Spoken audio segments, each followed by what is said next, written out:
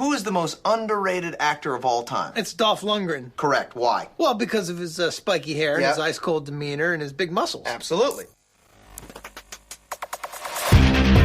I must break you.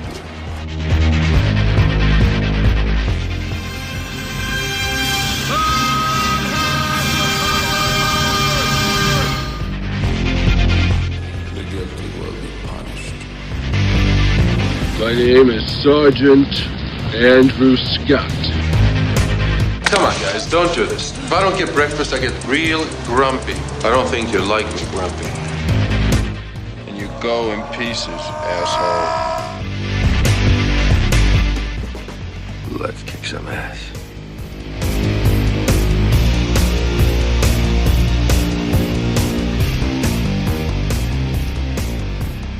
Hello and welcome back to I Must Break This Podcast, the fan podcast looking at the cinematic career of action legend Dolph Lundgren. Today we're going back to 2012 and looking at the film Stash House.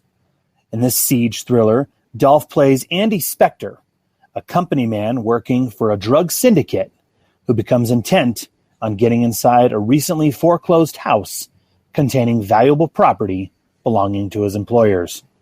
Faris and Brianna Evigan play the young couple who buy the too-good-to-be-true home and must survive the night in their new dream home before it becomes their tomb. This is the house that we've always dreamed about. And we are getting this place at an absolute steal. I love it. What is that?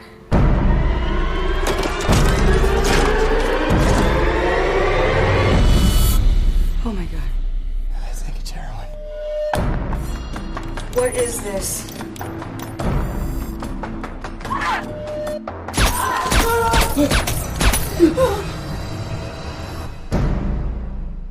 Open this door now. We can all go home.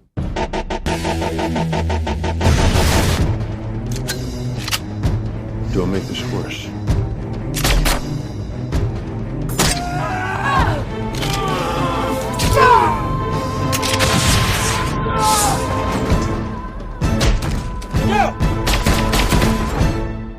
Your lives aren't the only ones in the line here tonight. I'm your host, Sean, and joining me to discuss this one, first time on the show, is Cam Sully, host of the Jacked Up Review podcast, as well as content contributor to the website Action Elite. Cam, thank you so much for joining me, man. Thank you, but it was so much fun to prep for this one because, like you say, it's an uncommon Dolph film that kind of flew under the radar. Yeah. Well, no. Yeah. I mean, you're exactly right. I mean, it's interesting. I mean, okay. So I think it's fair to say you write for Action Elite, and you also, which is a really cool website. I'll just get that out of the way right now. But then looking at your show, Jacked Up Review podcast, you guys, I was on an episode. We recorded that almost about a year ago, looking at great. Peter. Yeah, but looking at Peter Berg. But you guys cover a little bit of everything in that show, right? It's action movies, it's directors, it's stars, it's TV shows, everything, right? Even food. Yeah. Very cool. Well, tell us a little bit about because I don't want to let that go. Tell us a little bit about your podcast and your approach, and what are you guys doing over there?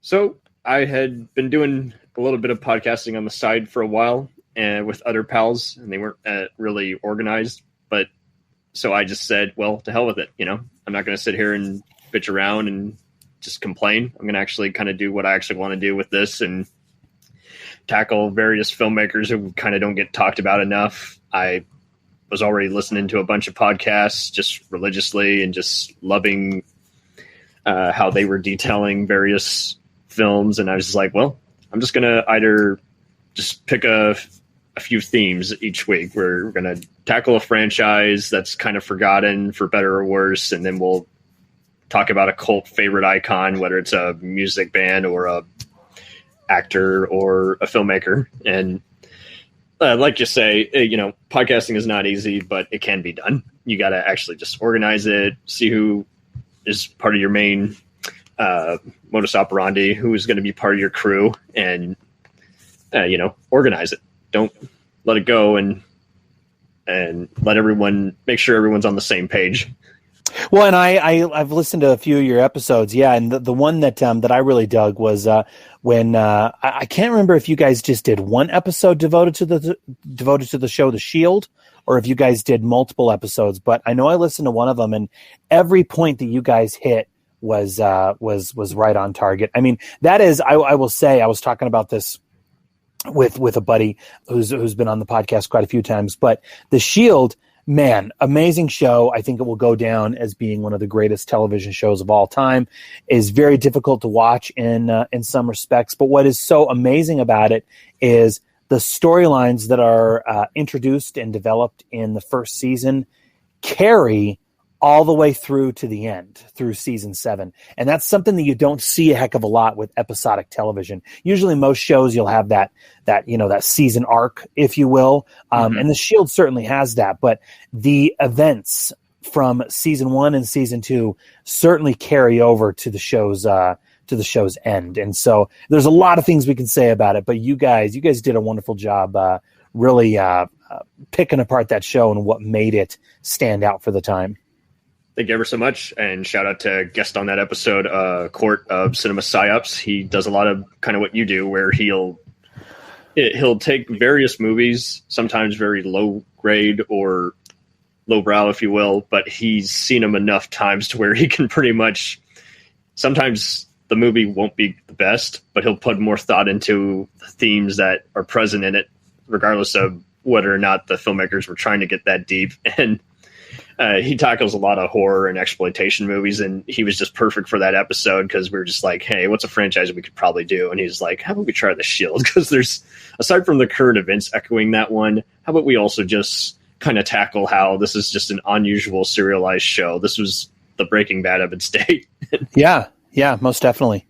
Well, okay, so let's go to this particular film. I know that you and I have been in correspondence, and you were extremely gracious. I think you said that you'd be willing to chat anything that was Dolph. So I really do appreciate you being open to tackling just about anything. But yeah, there was this little film that Dolph did. It was released back in 2012, and sadly it's kind of really gone under the radar by many, especially by myself. I'll be perfectly honest. I've been going in chronological order, but this was one film that I really just kind of glossed over, and I don't think that's mitigating the film by any means. You know what I mean? But yeah, it's just that one that it's not the greatest, but it's certainly not his worst either. Yeah, I totally concur, and I was with you. I would scan the various video stores and back when streaming was becoming a thing for every other site, and using other third-party sites, but is like this one just kept flying under me, and I was just like, well, I do want to check this out because I do love me a good, Desperate Hours or Panic Room type movie that can either make you claustrophobic or mix in some horror and mystery elements with some otherwise decent action. And so after dark films, I always, for whatever reason, accidentally associated with Joel Silver. Yes, acclaimed, Matrix, Lethal Weapon, Die Hard producer. He was only partially involved with this. The main head of that was Courtney Solomon, who you might know from infamous movies such as An American Haunting and Dungeons and Dragons. But yeah, After Dark film was kind of, we talk about video on demand, especially a lot with Dolph's movies, but this was kind of when it was first becoming a thing, in the mid 2000s, early 2010s, and now it's second nature, especially with COVID taking over. But back then, this was they were still testing the waters with this, saying, hey, let's buy all these various horror mystery movies and then put some output. Let's have some sister companies do this as well. And, 8 Films to Die For was the main gimmick. That was the name of their brand. And they bought all kinds of movies of various qualities. Some of them didn't fare too well, but I think this one had some pretty decent fanfare, especially with Dolph's presence in it. Most definitely. Yeah. It's funny you mentioned, but I remember, the 8 Films to Die For. I think they did that. Did they do that twice? At least 5 different times, but I lost track of them too, because it was every year and you're already trying to catch up with, all the other movies. Because I remember the very first time they did it. It was in, I want to say 2006, 2007, and it was like a big deal. It was these small, little scrappy, horror films that were put out by Lionsgate and After Dark. And I remember actually seeing one of them in theaters and not really thinking too much about it. It's funny. I've only seen a small handful of the horror films that After Dark did. None of them, I think, are that fantastic. None of them have anything really to write home about, except for Frontiers. Okay, I did see Frontiers, and that one, I don't know if you've seen that one or not, but that is a good one. And holy Lord, talk about an assault on the senses. That one is. They were right to bid on that one. Yeah, have that join their resume of titles. But I'm with you. I still got a lot of others to check out, but I think it was kind of one of those where the passion was there, but the results didn't really line up with the concept. But I think it did inspire a lot of them, and this was part of their action mystery spin-off of the brand. And I don't know how well this did box office-wise, but it was a limited release like a lot of Dolph's recent movies, so I'm sure it barely made its money back, and it made most of its money back on rentals. Well, yeah, this was released as part of the After Dark Action Fest. So yeah, After Dark had tried their hand with some horror films, and so they wanted to kind of package these action titles, and they released them all on the same day. I remember it was on a Friday back in the spring of 2012. So these were all premium video on demand releases. And so if we just look at the crop of films that we had, Stash House, obviously, we had Dragon Eyes with Jean-Claude Van Damme and Kung Lee. Yeah. That one was directed by John Hyams. We had Transit with Jim Caviezel, The Philly Kid, which was an MMA drama with Michael Jai White, and then El Gringo, starring Scott Adkins. I will say that was kind of a pricey weekend for me, at least through my cable provider, because I did rent Dragon Eyes, Stash House, and El Gringo all that weekend. And I will say, having seen all of these films, El Gringo is actually the best one of the bunch. Interestingly, El Gringo is actually also directed by Eduardo Rodriguez, who directed this film. Yeah, you did good interviewing him because, when you were picking his brain, he really did just kind of hit home on what he learned at that Florida university he went to, and how he just was able to blend just budget with creativity. And it was wild how he was just best known for doing a lot of horror movies, and here he was kind of going against type, and he makes these 2 back-to-back action movies. I didn't really like the editing, Gringo, but it is such an underrated Scott Adkins role. I mean, just like, oh yeah.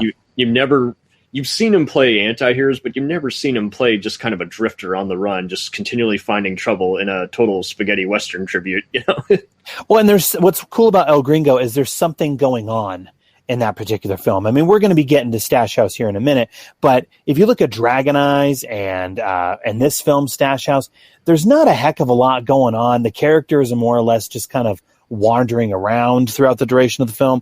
I mean, El Gringo, you have Scott Adkins, who is one of the hardest working actors in the action genre today. I think we can agree. And that one, he is delivering, tenfold. What's also interesting about this particular film, Stash House, I don't know if you noticed this. I really didn't notice this until I started doing research for the film. But it was written by Gary Spinelli, who later went on to write the Tom Cruise movie American Made. I was really impressed by that, and I think this was a good launching point. Someone clearly saw it and just gave him another opportunity after doing a few brief TV recurring writing gigs and rewriting the box office flop that was Chaos Walking. He got to do American Made, but like you said, it's just a very atypical, biography movie, which is darkly humorous and has Tom Cruise playing against type. But I think this was a good starting point.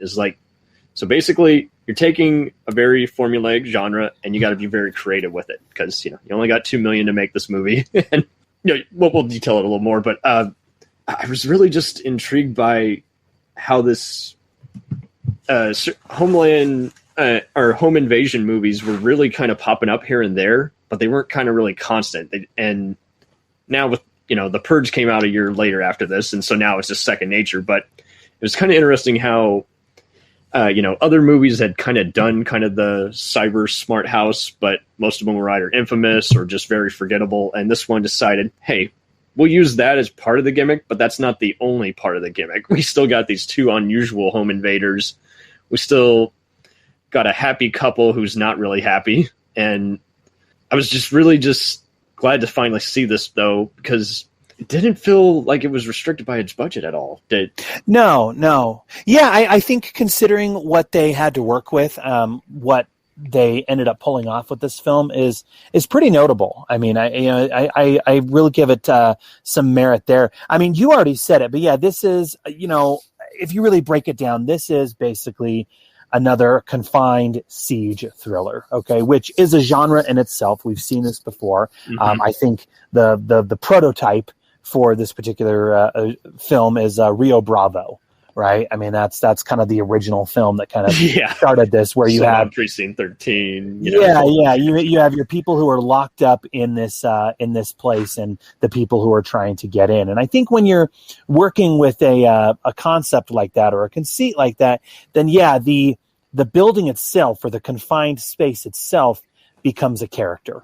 Okay, oh, totally. You know what I mean? And that's kind of my big, complaint with this film, I will say. I mean, we're kind of jumping to the midpoint in my notes, but I mean, okay, this film, I mean, if you look at it, this film is basically a rehash of Panic Room, maybe with some touches of Pacific Heights and other thrillers of that nature. It's pretty much the ultimate living nightmare for the upper class, where you have, this couple who we think everything is perfect in their marriage, and suddenly someone is kind of invading their property, and will they get out alive? The big thing that kind of frustrated me about this film is, okay, if you look at a film like Panic Room, for example, mm-hmm. Yes, that Panic Room, which is inside that giant New York apartment, or that New York building that is there, that is such a character, okay? David Fincher in that film really takes the time in providing tons of exterior shots that just kind of marvel at this building, which is what you need if your lead characters are going to be trapped inside this confined space. What frustrated me about this, and I'm assuming it had to do with budget, is we really don't get, other than when Brianna Evigan and Sean Faris show up to the property, to the house, that's pretty much it in terms of exterior shots. We really don't see much else at any point. That's a fair point. It could have definitely used more of that, and you didn't know if they were just pressed for time or shot, day for night kind of stuff like they usually do on some of these rush sets. But yeah, no, I mean, did you also feel like this is just kind of a typical Joel Silver kind of production? Because like the music was very similar to The Matrix, and even the computer is like, I felt like that was kind of a throwback to other movies he had done, cyber thrillers like Swordfish. And by the end of the movie, I almost got vibes of Ricochet. You might remember that Denzel mm-hmm. Washington movie he did. Yeah. Back in the 90s. And he kind of just, the character is framed and going against time, trying to stop the psycho. And I just felt like he kind of took just leftovers from his other movies, and obviously not as great, but still kind of I've been blessed to actually know people who have been able to meet Joel Silver. One of them is director Wick Kayasayanada, and he confirmed a lot of what I've heard, where it's just Joel's just passionately just loves movies. He knows how to talk the business for the investors and do just various crowd pleasers. So I've just always been impressed by him compared to other big name producers, because he wants to do just a slam bang Friday movie. And anytime he's had a flop, I still understood why he got behind it at first before it just went to hell in a handbasket due to creative interest. Oh yeah. Yeah. Well, I mean, if you look at him in his prime, I mean, yeah, I think Joel Silver was synonymous with some of the greatest action movies throughout the 90s. I mean, let's face it. I mean, the one that I always kind of like to cite is, I mean, it's extremely trashy and dopey, but the movie Fair Game with, Cindy Crawford and William Baldwin. I mean, that movie is so just, it's just dumb. I mean, let's be honest. But there are action sequences in it, okay, that are just amazing. I mean, it's really kind of, I mean, yes, okay, I want to stress, it's not a great movie, and the lead characters are insanely annoying, but the way in which it's shot, the great thing about Joel Silver is every one of his movies, when the characters are outside, for example, walking along the streets all kind of glisten. You know what I mean? Yeah, he always had photography is just really, really striking. Joel Silver definitely grew up loving just classic 40s noir, and he would always just make sure that if the director, whoever he brought on, who had promise, who he saw at a festival, is like, if you don't know who your cinematographer is, trust me, I'll find someone who can make this look better. I will give my rival Jerry Bruckheimer a run for his money. Well, if you look at this film, I mean, we've kind of danced around it, but I mean, the premise is basically, it's pretty simple. Okay. We have Dolph, who is once again playing the villain. I mean, this is something that he's proven on multiple occasions that he's quite good at. So it only makes sense if you want an imposing force to be an intimidating bad guy, Dolph is your man. In this particular film, we have a young couple played by Sean Faris and Brianna Evigan. They buy this house.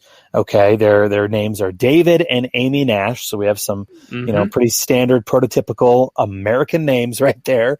And I guess basically, sorry about my dog upstairs.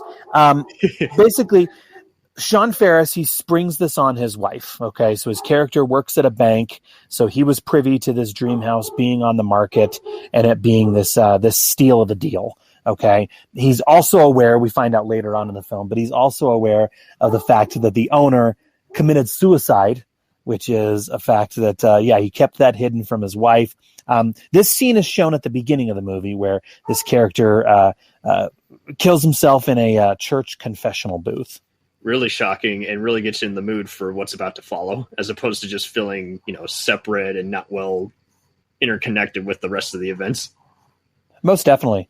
What did you think of the leads? Okay, so I mean, because we do have to discuss them to an extent. So we have Sean Faris and Brianna Evigan. Now, with regard to Sean Faris, I will say, he's a decent, good-looking actor. I mean, he kind of looks like like I said earlier, the prototypical regular dude, I guess, if you will. I would say he probably hit the height of his career in 2008 in the film Never Back Down, and he's he hasn't really reached the success of that little film. Regarding Brianna Evigan, she pretty much has the exact same qualities as Sean Faris, right? she's good looking, and her claim to fame are those Step Up movies, right?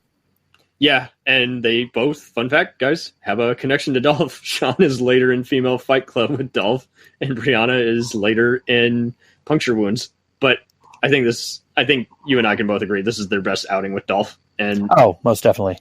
And I think they're just very capable actors, but they've been restricted to just, again, mainly B, C-list movies. Brianna's mainly just done the Hallmark Lifetime route with a few cult horror movies and interesting TV spots. And Sean, I think after Never Back Down, he just realized, okay, I'm here to stay. I'm going to keep doing a lot of these made-for-video horror movies and martial arts thrillers. It's my wheelhouse now. Do you think this is their best hour in general?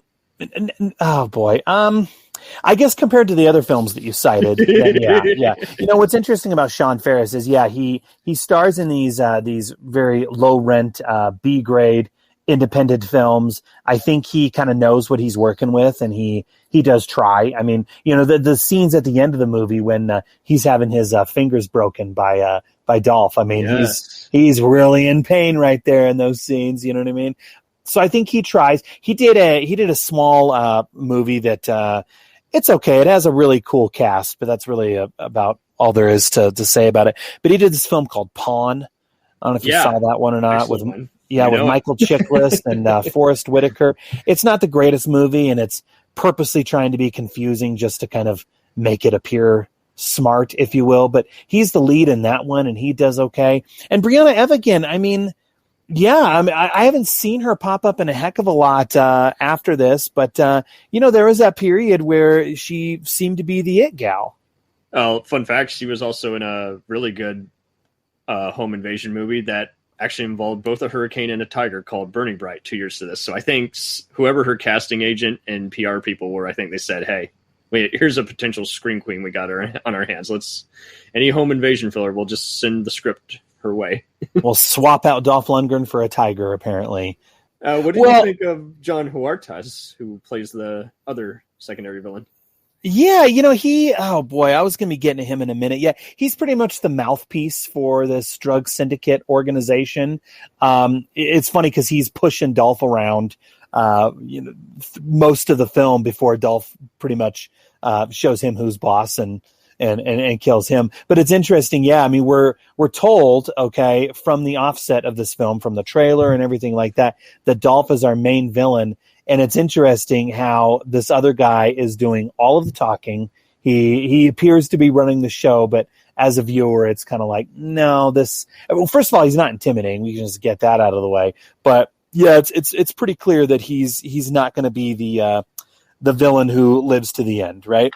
He's a punk, but I think that works in his favor. Just it's fun to have a villain who is basically a bully. They think they're more intimidating than when they're actually not, but he's just, again, you get a bit of a backstory for him, kind of, that here are these two home invaders and they're dressed as cops. And obviously, our heroes fortunately are not written as, petulant. They know something's off. And you're like, yeah, they're totally asking us stuff that a cop would never ask us.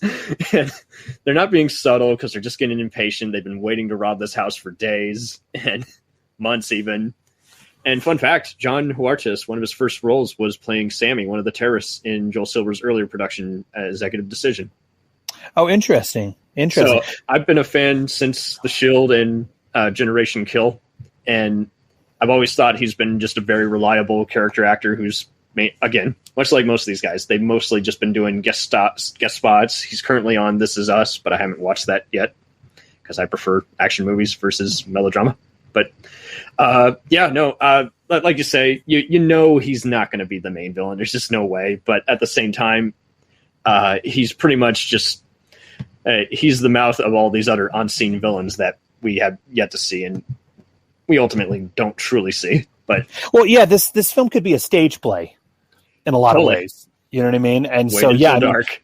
Yeah, they're waiting. They're all working for an unseen drug syndicate cartel, whatever you want to call it. But yeah, we don't see any of the other members of this nefarious gang. You already said it, but the thing that I think is interesting is Dolph's character Andy Spector. He shows up to the party late, which is really interesting. So Ray, that's the John Huertas character, he's been scoping out the house for a bit before Spector arrives. But once Spector arrives, it's very clear that Ray has an almost disdain for Spector. I guess we're to assume maybe because Dolph is just so good at his job, I guess we can assume. But I will say Dolph's arrival in the film is really, really cool. I mean, only Dolph can play stepping out of a car and straightening his suit jacket and everything. Only he can make that look as cool as he does. But I love the way he enters the film. And I will also say the way Dolph plays the character for the first 2 acts of the film. This is my other gripe with the film.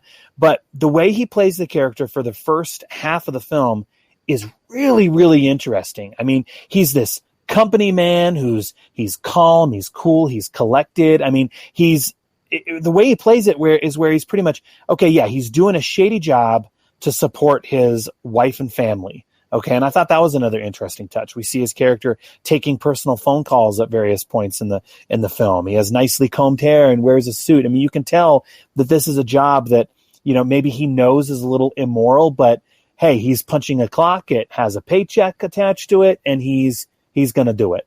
Totally. What did I put this in my notes? What did you think of how he just first enters? Just coming out of the car, but he's just very slowly and not in an over the top way. Like any other filmmaker would have probably just done an over stylized slow motion shot, but no, he gets out and we get to see it from the actual security camera's point of view. So we the audience feel like a voyeur. It's like, yeah, this is something we have no business looking into, but here we are. We're looking at this from the camera's viewpoint, the house's viewpoint, so to speak. And I really like that scene. I also really liked the score in that scene. You know, the score that they're employing in that scene is really cool. And just like I said, the way Dolph is playing it, okay, he gets out of the car slowly. He's not intense really at all. I mean, he's a company man. And that's something that when I spoke to Eduardo Rodriguez, he reiterated that as well, is that, yeah, okay, Dolph is playing this character. He is a company man who, you know, works for this syndicate, and this is just another job for him. You know what I mean? And so that's what I really like. It's interesting because, yeah, when he exits the vehicle, it's really cool how Dolph plays this. He slowly hooks the silencer onto his pistol. You know what I mean? And it's those small little character touches where we can see that, okay, this is a character who is tired of his job, and he's almost resistant to even continuing.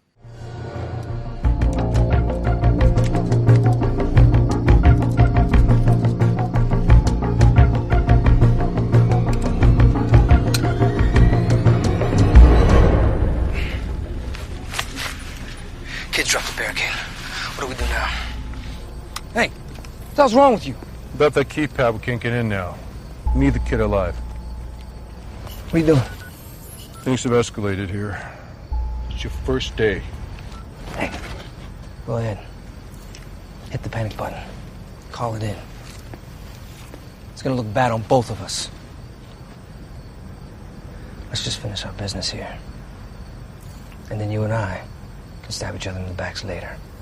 Okay? Yeah, he's not proud of what he does, but yet he does it because it's like violence just has a way with him. This is all he knows. And I think this speaks volumes to Dolph as well, especially with the many people you've been fortunate enough to interview, is like Dolph is basically both, you know, a very talented, just kind man and a businessman. And he knows how to balance it out. And I'm wondering if that's how he saw eye to eye with Joel Silver, because that's kind of what I've known Joel to be. So, yeah, be a kind, courteous guy, and you know, don't go out of your way to be an asshole. And at the same time, that's Dolph still. It's like no one. You're going to be damned if you find anything awful about working with Dolph. And again, yeah, his character. He's done all these intimidating brutes for years, and he's had years to just know how to just kind of perfect just the intimidation factor, as well as just other small touches that most any other actor would just not really give a second bat an eye at. They'd just be like, where am I standing? Okay, cool. I'll play to the camera that way. And I don't think he was concerned at all with the camera. He's just like, here's how I'm going to walk, and here's how I'm going to speak. And, you know, we all know the story and how it's going to play out and how it's going to end. And, you know, I'm just along for the ride. Yeah. Well, I mean, that's an excellent segue, because it's really not necessary to go through this film beat by beat or point by point, scene by scene, because what follows is a fairly routine siege thriller. We've seen these type of films before, so this really isn't a heck of a lot, very different from those. We have the two cartel associates terrorizing the couple. They're trying to get inside. And then we have the Nash couples. This is Sean Faris and Brianna Evigan, fighting to keep them out and, you know, stay alive in the process. Because we find out, the house was property of the drug syndicate. Only apparently this is something that really gets muddled. And I don't know if you felt this way or not either. I would have liked just a little bit more details here, exposition here. But okay, so I'm assuming, maybe you can help me clear this up. The house was property of the drug syndicate. The owner, however, was feeling pressure from the cartel. Okay, he offed himself at the beginning of this film. Okay, so this is the character, obviously, we saw at the beginning of the film, who shot himself in the church. And so somehow this house slipped through the cracks with the bank, etc. What's interesting is Dolph gives all of this information to Sean Faris as they're talking through the door, but he says it so quick that it's almost as if, I mean, I don't know if you felt this way, but I almost kind of wonder if the writer and the production was just like, we'll do this in one quick line of dialogue, because in the end, it's, okay, good guys are trapped in this house, bad guys want to get into this house belongs to the cartel, but we're not going to spend a heck of a lot of time explaining how in the heck this young yuppie couple attained it. You know what I mean? How they were able to buy the house for the steal that they did. And for some reason, did I miss something? Did they leave their phones in the car? They did, because in that go. hilarious scene at the beginning, they decided to throw their phones in the back seat, which, let's be honest, a young 20-something-year-old couple, they're not going to be doing that. You know? And while this was before Facebook was really taken off, it was one of those, just like, yeah, he must have really just promised her the world. Because, yes, they come here to basically buy this house and then make out in it. And, of course, that doesn't happen because they find the drug that are stashed away. But I am with you. I don't.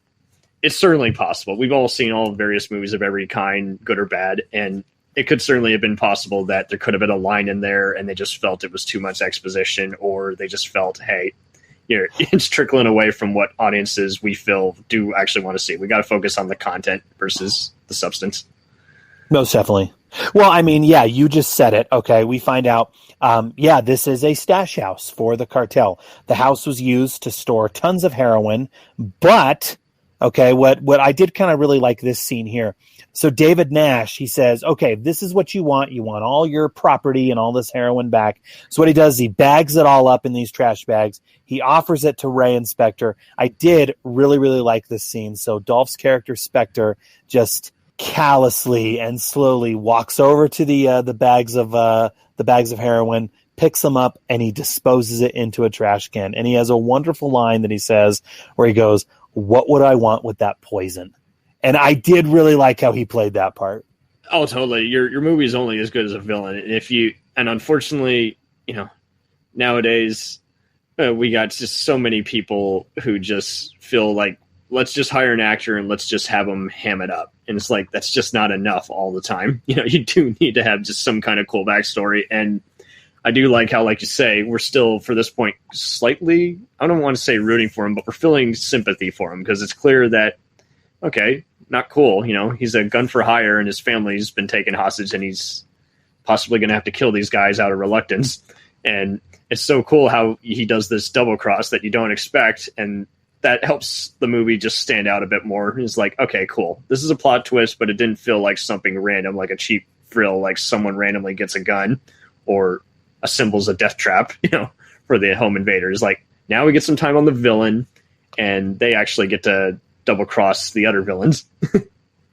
Well, I mean, I already kind of mentioned it, but there are a couple issues that I have in terms of the story. Okay. And I get it. Look, this was a small little independent film that, premiered on demand. So I shouldn't be expecting too much, but the one, like I said earlier, is, okay, if you're going to, and this is just my opinion, but I think anybody else would agree. If you're going to do a confined thriller, okay, then that building, that structure needs to be a character in itself. Okay. If it's all going to take place in one location, one set, then yeah, you need to really establish that setting. You know what I mean?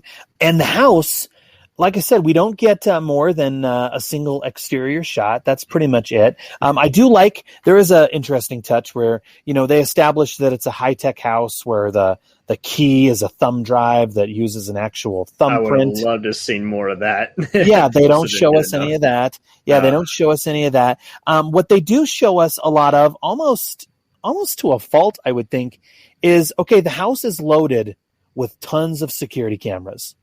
And so it feels to me like almost 45% of this film is all shown through security cam footage. And just narratively, I don't know if you felt this way or not, but narratively, it doesn't make a whole lot of sense in the confines of the film, okay? Because for whatever reason, the conversations that are happening between Dolph's character, Spector, and this Ray character are all seen through the night vision security cameras, which would be fine, okay? I would say this is fine if we're to assume that this is how David and Amy Nash are watching them, okay? If they're watching their predators, if you will, through the security camera footage. However, we never see that happening, okay? We never see them monitoring these cameras. And even if they were, there is no possible way that they would even be able to decipher these conversations. So it is an odd stylistic touch that I can only wonder, I don't know if you picked up on this or not, but when I finished watching it, I kind of thought to myself, okay, why was there so much security cam footage, especially showing the private conversations between our two villains?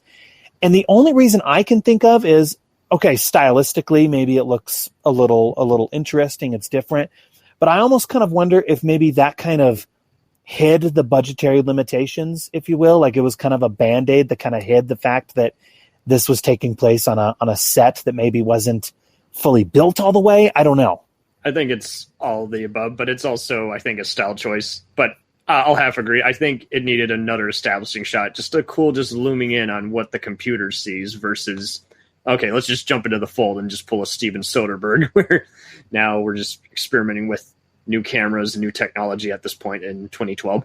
So I dug it, but I would have liked a little more. Is like, okay, most people, they're not like you or I, where they're just kind of open to various possibilities. Most of us kind of want a little bit of an extra establishing shot. It's like, okay, who's seeing this? Is this the camera's viewpoint, or is this the protagonist looking through the camera? Yeah. And I think we're definitely, with the amount of cameras, is like, yeah, that these characters are too worried, shitting their pants, just trying to make sure that they can survive the night since they don't have access to their phones and, the gates are all locked. It's really more of a mystery movie, mild thriller, and the only real action sequence you get is when they make the first escape attempt, where Sean's character falls in the pool. Well, and we find out that our villains, as we talked about already, they don't really want the product, okay, but they want more so what is hiding in the house, okay. So, spoiler, this is story-wise another slight issue that I had with the film. We find out that hidden under the floorboards in this house is a drug czar that the cartel has kidnapped and held prisoner. And I mean, okay, I have no issues with the fact, okay, that they want this drug czar that they kidnapped. The problem that I had with this is pretty much not much detail to almost zero detail, to be perfectly honest, is given to this twist here other than a couple passing lines. So if you're not paying attention, you may completely miss that plot point.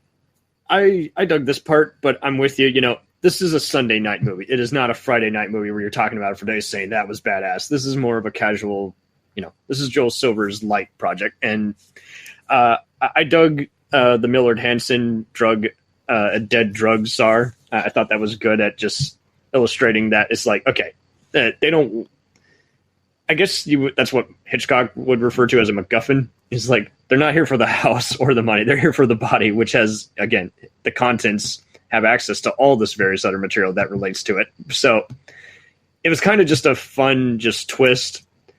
But I will, again, this needed a little more screen time. It needed a little more hinting that something was up instead of just kind of cutting quickly to the twist. Well, yeah, I mean, this government drug czar, his character is literally giving nothing. I mean, he really doesn't even get. Yeah, he doesn't even. Well, and before that, I mean, he is. I guess we're to assume what he was being offered as a trade by the cartel.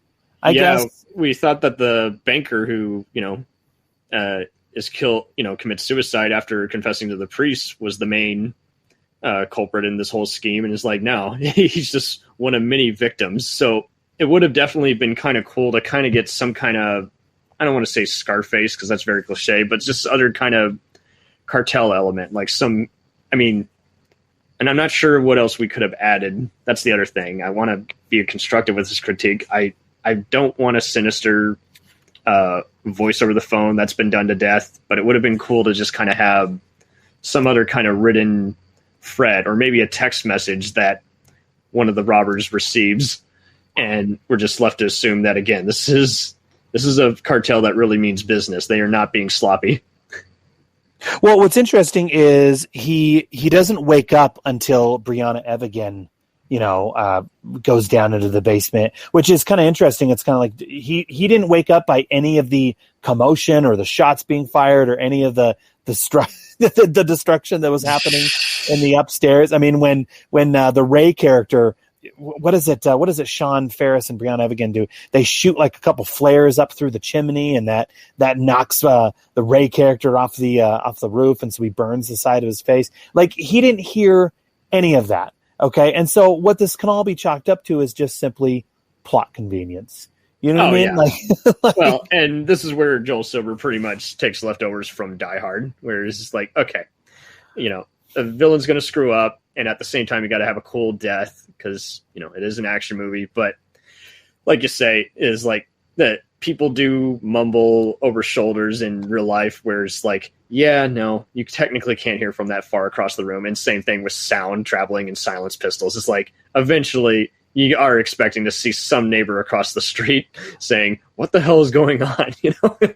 Unfortunately, we don't get enough of that real world physics. And so, yeah, it is plot induced stupidity, as video gamers would say. And it works for this, but it's still a little annoying because they could have been a little more plausible. They could have had that robber attempt to stop them from sending that flare. And the police are also very heavy-handed when they finally get to that third chapter. It's like they instantly assume that Sean is the bad guy. It's like they're taking everyone's word for the benefit of the doubt. It's like, I don't know, man. I think I would keep my eye on Dolph.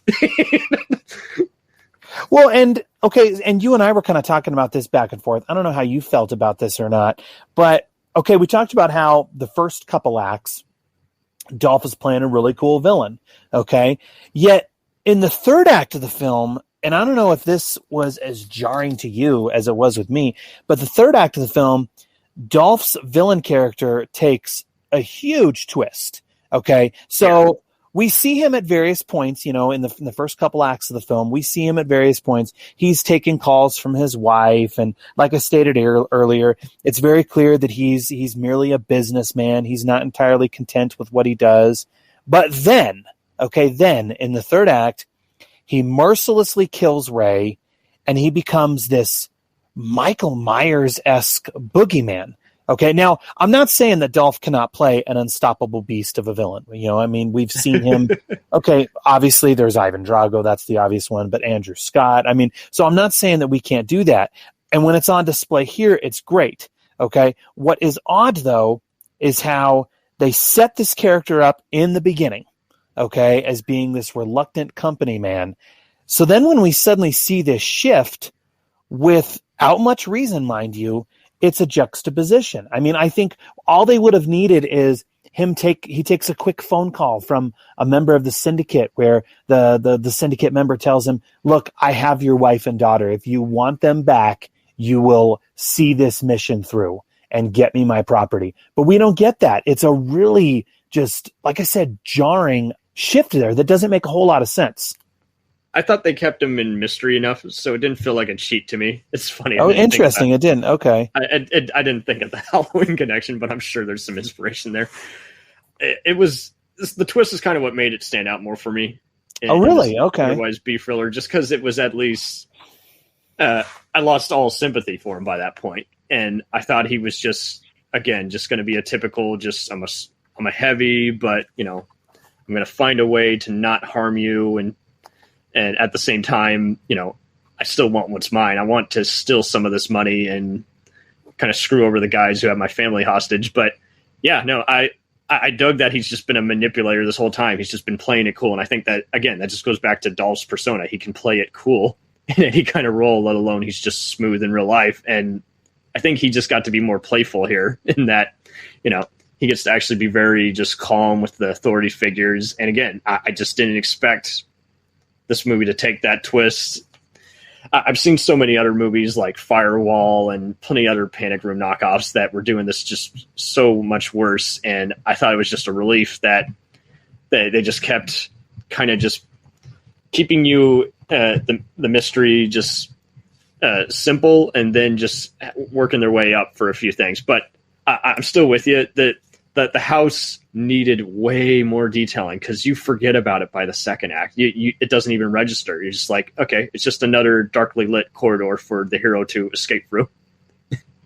You know what would have been kind of cool? You liked the shift in his character. I was not 100% on board with it, but what I thought would be kind of cool is, okay, yeah, we see him in the beginning taking these phone calls and everything. Obviously, we see that he has other things on his mind. What might have been kind of cool is, okay, if he's able to get into the house with the young couple, but then he kind of becomes their savior in a way, and he teams up with them to take on the larger threat, okay, where the cartel then sends their entire army to retrieve it, and suddenly... That would have been way better. That would have been kind of cool. Or better yet, do a typical...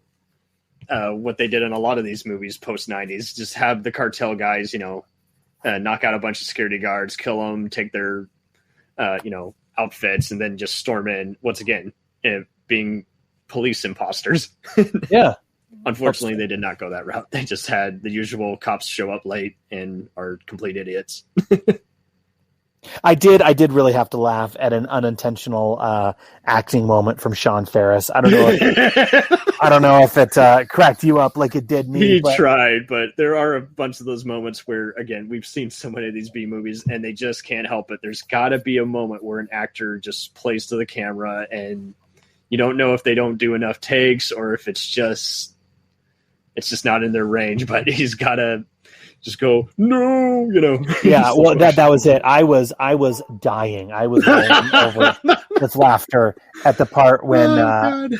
So Dolph's character. So we haven't really talked about it, but there's some other side characters that come in, where basically one of Brianna Evigan's friends comes over to kind of give them a housewarming gift or whatever, and so Dolph's character, he just callously kills their best friend, who is also a yuppie. Okay, we should say that as well, but just how he callously kills her. And I just was cracking up at the scene where Sean Faris is on the floor cradling her body and he cries, "Come on, man!" Like, not that's again. Never a line that works.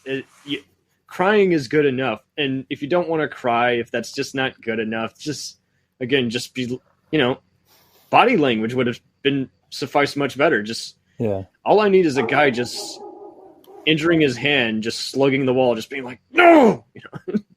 I don't need this. No, don't die on me. It's like, and I think it's just the problem. People who've been in this industry long enough, they just do a lot of the same stuff that they've been doing for years in all these other blockbuster movies. And half the time, all you need to do is just omit a few other lines that really, me yelling no in slow motion or just saying, "Come on, man," that does not contribute anything. That just makes it cheesy. And yeah, I wish they could have deleted that scene.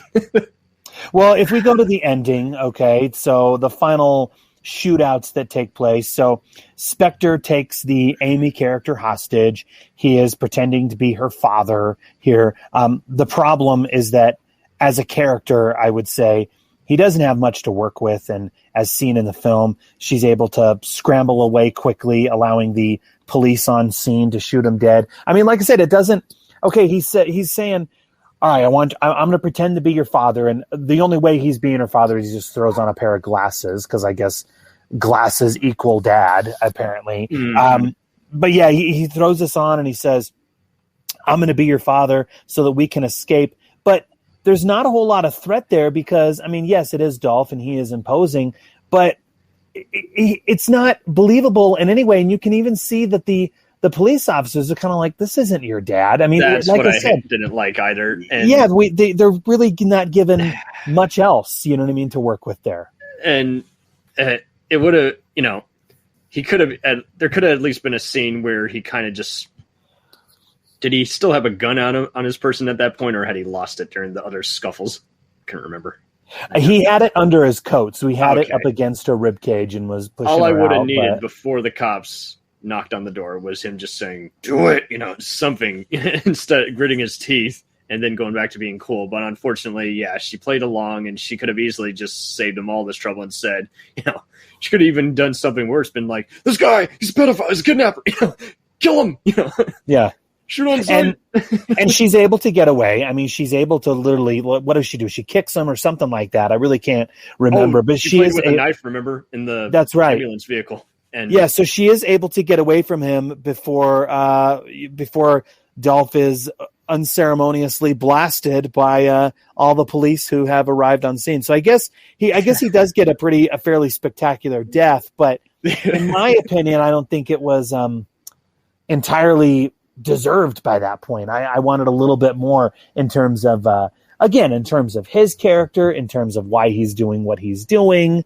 Maybe another plot twist where we see, maybe like Training Day, where you see some cartel guys just outside saying, oh, the business isn't done yet. That would have been kind of cool. Yeah, like, okay, oh, man, I like that, actually. They're all able to escape, and he is on his way home to his wife and family or whatever it may be, and then the cartel pull him over, and they light up his car. You know what I mean? Like, that could have been. Or even just saying is like, or better yet, just like, we will always be looking over you. It's like, you're not going to have a moment to breathe. We'll be looking, pegging every landline. We got other people on our payroll. We'll check out all the trashy motels. You literally will have to hide in a sewer if you want to escape us. And unfortunately, like you say, most filmmakers they either feel like they have to leave something open for a sequel, or they got to do too much and it doesn't mash up with the rest of the movie. But this is where it felt the most Joel Silver moments, but it still feels like it's just a little too much recycling in those last 10 minutes from his better blockbusters. So, okay, our two heroes, if you will, David and Amy Nash, they reunite, and in a tearful moment, as David is laid out on a stretcher, the poor David, man, he's had all of his fingers on one hand broken. He's gotten shot, in the arm? Or, excuse me, in the shoulder? In the arm. He had to knock out a cop who was trailing him inside the house. He's somehow, much like most of these diehard Panic Room knockoff movies, he's somehow knows kung fu. He knows how to kick a bunch of ass. I think he gets a key because he's like trapped in. He escapes through the chimney. No, he escapes through one of the other like escape rooms in this safe house, and he's able to get out of there. He's got mud, dirt, sweat, and plenty of blood all over his body, and he's on the stretcher and just heavily injured. He gets a great, the final line of the film is he looks at Brianna Evigan and he tells her next time, she looks at him, as he's on the stretcher, and she remarks, next time, let me pick the house. And they both start giggling as the credits roll. It kind of reminded me of the final line in Daylight with Sylvester Stallone when Stallone's on the stretcher and he tells Amy Brenneman, next time we're taking the train.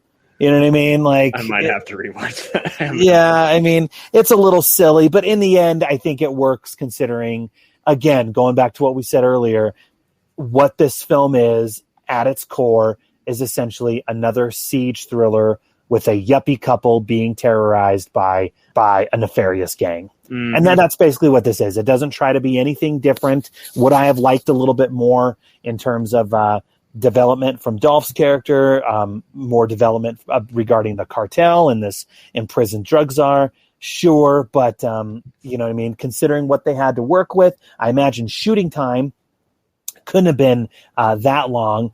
I think what they pulled off in the trivia, it was like 2 weeks, 3 weeks. 2 weeks, yeah. I mean, so with only 2 weeks, I think they pulled off a decent time waster. I like what you said. Actually, it's maybe not Friday and Saturday night viewing, but Sunday afternoon viewing.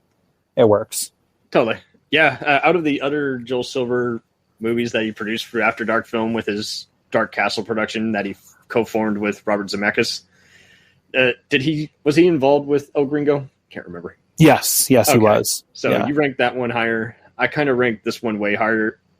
Obviously, I give it way more credibility than Dragon Eyes, which is another movie that has a cool cast but a very confusing narrative, in my opinion. Oh yeah, Dragon Eyes is abysmal, which is such a shame because I mean, with John Hyams directing it, I mean he's I think one of the best independent action directors working nowadays. And then you have Van Damme, but Van Damme, I mean, I think he was on set for only a few days. And Kung Lee just is not a compelling lead. I'm sorry. And Peter Weller looking like he's walked in from a totally different movie was a last minute addition. Yeah.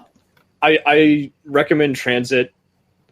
Say what you will about Jim Caviezel. He's more batshit crazy than Mel Gibson in real life, but it's one of his better action endeavors, in my opinion. And now in that one, it was pretty much the exact same as this movie, although as much as I love Elizabeth Rahm, her character had nothing to do except scream, saying, honey, save me. And that got distracting, even though you are treated to some very fun villains in that one. but it's ultimately the billionth firestorm or Die Hard in a forest that you've seen. But so, yeah, I definitely rank this high and would definitely follow it up with El Gringo and Transit. So, okay, here's the $1 million question. I know I'm glad to hear that you enjoyed it. How about as a Dolph Lundgren movie? Is it something that you would recommend for anyone who is a fan of the Big Swede? Being a fan, and much like you, just seeing how over time how his movies have been just so poorly marketed or just only went straight to HBO in the States after getting theatrical releases in Bulgaria and Japan. I think a lot of people are going to just keep checking out his work because now we're in a world where we live in streaming of Tubi and Prime. So I definitely think this is an underrated role for him because, like you say, we haven't ever seen a villain role like him before. And I mean, unlike all his other awful movies that often involved him fighting CGI beasts like dragons and sharks, this is definitely a standout of the 2010s for me. Yeah. I mean, what's interesting is, we didn't talk about it earlier, but this film was announced in his post Expendables boom, as I like to call it. So back in 2010, he had essentially been rediscovered, and I think the fact that he also moved back to Los Angeles, that really helped things as well. But yeah, he signed on. I remember reading about this, but he signed on for multiple projects that were going to be filmed. They weren't all by the same producers, obviously, but I mean, he was pretty much striking while the iron was hot. Okay. And he was lining himself up with a bunch of projects. So after Expendables, this particular film was announced, as was One in the Chamber and The Package. And if you look at all those films, I mean, we've covered The Package and One in the Chamber on previous episodes, but I mean, if you look at those films, yes, they are of a lower budget quality, similar to this one, but I would put all three of these films head and shoulders above what we've seen in recent years, because as I'm sure you've seen as well, the market itself as we know it has really, really dried up, especially the budgets. I mean, these films were made. Where have they gone? Yeah, these particular films were made, on budgets that we just simply don't see anymore, that we don't get anymore. And so if you look at this particular film and compare it with, Shark Lake and Forgotten, and even Female Fight Squad and Acceleration, and God bless him. I mean, he's working, but I mean, these films were made at a time when we were still getting, there was still money and effort being put into these lower budget action titles. Well, and it does say a lot when they were able to do so much, like, those were with some of the same production companies, but there's a huge difference with his Sintel production, The Killing Machine, also known as Icarus, compared to Acceleration, which just looks cheap all around. And it's just such a shame because he was working with some of the same people on Just Don't Kill It, which I thought was a fun throwback to his other earlier movies, The Minion and I Come in Peace. But at the same time, it's just not the same. But like you say, I mean, now, if we had to compare the other ones that came out around the same time, I mean, Package is kind of a featured cameo role, but it's fun. But those are both, again, Derek Kolstad productions and, future writer of John Wick. And One in the Chamber, as you brilliantly summed up, it had a limited budget, and yet it was able to paint out its world pretty well without looking like there was a lot of shots that didn't add up. And yet, Icarus, it didn't have the best camera work, but yet its story just really displayed it really coolly on the professional, history of violence type storyline. And yet here we are with this one, and he stills the movie, but it's kind of just restricted, just a simple one and done, just a fun rental. Yeah. Yeah. So I think the fact that it's confined to one set really in the end kind of works to its favor and works to its advantage, I would say. It's definitely better shot, but like you said before, the story leaves a lot to be desired. So pretty much it could have gone so much worse is kind of how I'm looking at it at this point. There's so much other scenarios where this could have just been absolute, just bonkers bad. Well, with regard to my recommend, I mean, thank you very much, Cam. I mean, yeah, because I agree with everything that you said. I would say for my recommend, I think it's a fine thriller. It is pretty competently made. I think everyone here is delivering a decent performance. Dolph in particular is still quite effective as a villain. I mean, no, regardless of how old the guy gets, I mean, he can play a bad guy and he can do it well. My only real complaint with this villain is it's interesting how I was not a fan of it, but you really, really loved it. So, which I can appreciate. I think that's cool. But my only real complaint was with how his villain character goes from being this reluctant yes man to a complete psychopath who's mercilessly killing everyone and snapping the hero's fingers, etc. Like defense from falling down in those last 10 minutes. Yeah. I mean, it's a really jarring shift there. But having said all that, I think as a whole, this film is a fine time waster. I think there's some minor plot holes that if you're really, really thinking about them may bother you. But overall, it's decent. I think, the best way I can describe it, you and I have already said it, but I think if you've seen similar films like Panic Room and Pacific Heights, I think this is extremely similar, and it really doesn't add much new to the quote unquote yuppie couple being besieged genre. And so on that front, I think it works.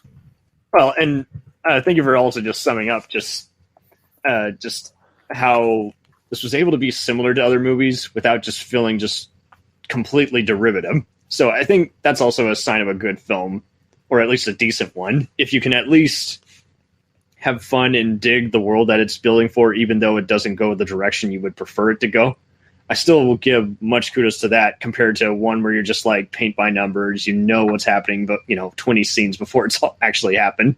And this was good at just being able to just kind of make use of a bunch of surprises while they didn't all line up for all of us, and we would have liked to still see some more establishment. It still went by just so fast to where it's still a decent 2 a.m. actioner.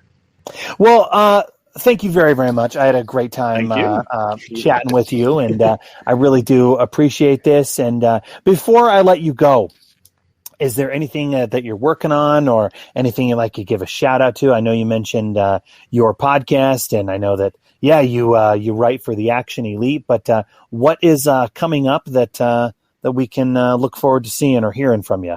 I collaborate at least every 5 months with Munson's at the Movies. Now, if you don't know who that podcast is, they do a fun movie rater on. They pick an actor, the wheel picks it more or less, and it spins around, and they have to decide, where this celebrity that they picked, is in terms of relevance, evolving as an actor, and as their resume choices. It's always a blast. They tackled so many underrated and less talked about cult favorites. I totally encourage everyone to check them out. And I've been fortunate enough to star in the Keith David episode, and I just wrapped another one with him.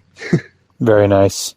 Well, cool. Well, I'll be including links to your podcast in the show notes. But again, thank you very, very much. I had a great time, and would love to have you back on if there's anything coming up in Mr. Lundgren's filmography. Let's plan it and pencil it in. You know it, man. I'll be there for any of his choices because Dolph is so worth it. Right on. Well, to everyone out there who is listening, please feel free to rate and review the show on iTunes, Stitcher, or wherever else you go to subscribe. We always appreciate the reviews, and we'll see you all next time on I Must Break This Podcast.